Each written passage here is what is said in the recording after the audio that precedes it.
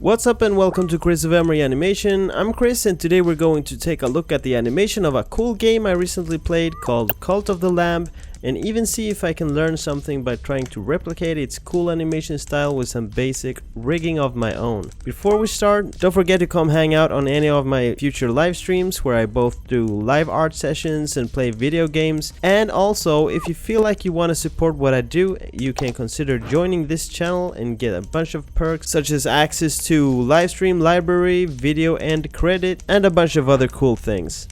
Let's go!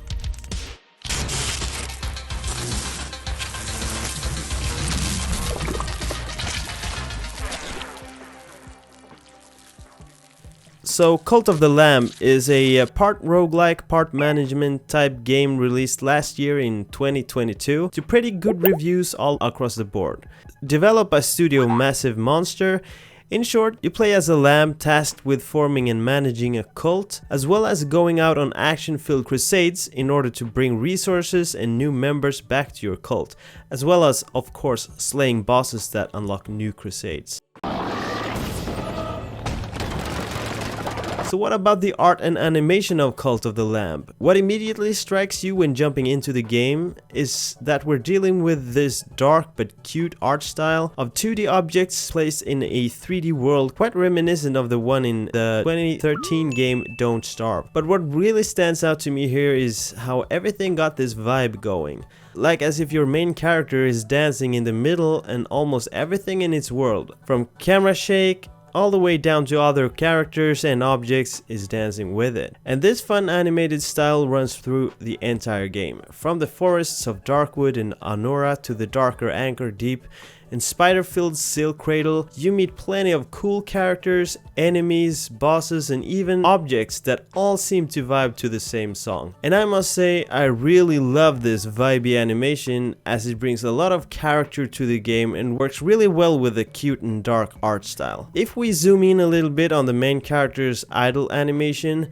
which is a great representation of the entire game's animation style, we can clearly see that the animation is relying on keyframed rigs and scaling rather than frame-by-frame animation. We've got some dangling objects such as the ears and the crown, for example, and a slight parallax of the face to help bring the illusion that the head is slightly turning. And in order to get a feel for how the main character is set up, I thought it would be a fun experiment to try and quickly replicate our main character's idle animation.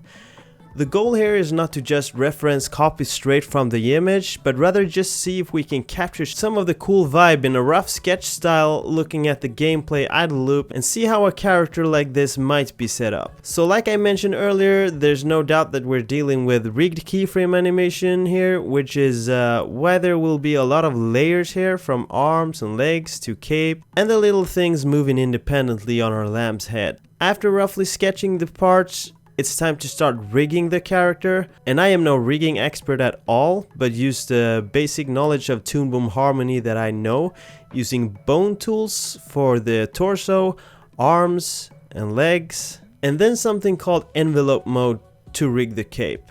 After that, it's time to start playing around with the animation to try and get that right vibe going. I realized pretty quickly that it's actually much more going on than I was thinking from the start. What I ended up with is not a perfect result, but definitely something that at least resembles what's going on in the game. And looking at what we've got here is a rig originating in the simple bone structure of the torso that sort of dictates our character's core left and right swing movement. With that movement comes the additional swinging of the arms through bone rigs there too.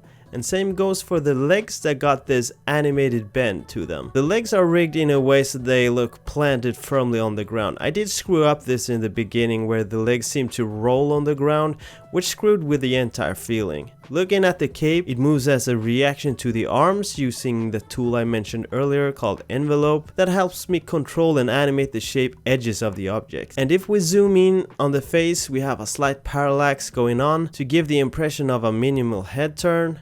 And then on top of that, it's of course the little details that bring so much cool vibe to the character. Like the little fluffy fur thing following the face that I just animated with a simple rotation on on my sketch. The ears, of course, with a little dangle feel to them using bones. We have the hat that also kind of wiggle along with the character's head using bones to get that squishy effect. Of course, also that little bell animated with a simple rotation.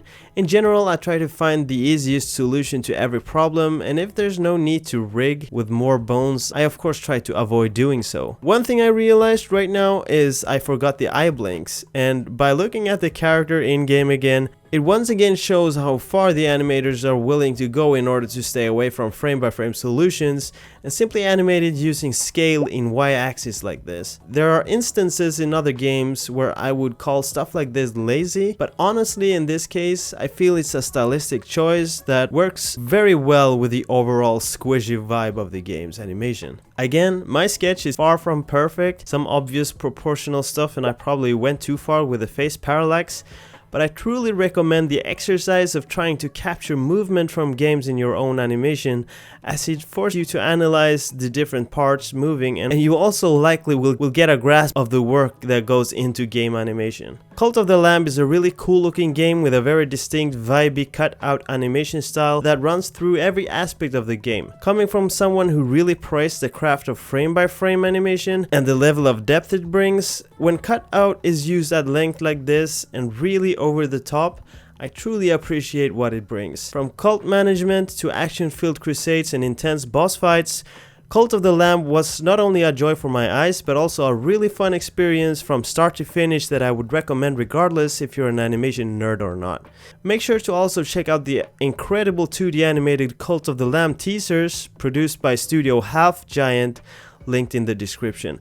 I checked them out prior to the game release, and while truly amazing on first watch too, I really recommend checking them out again after having played through the game, as catching all the in-game references this time around definitely added an extra layer. And that's it for this little animation look at Cult of the Lamb.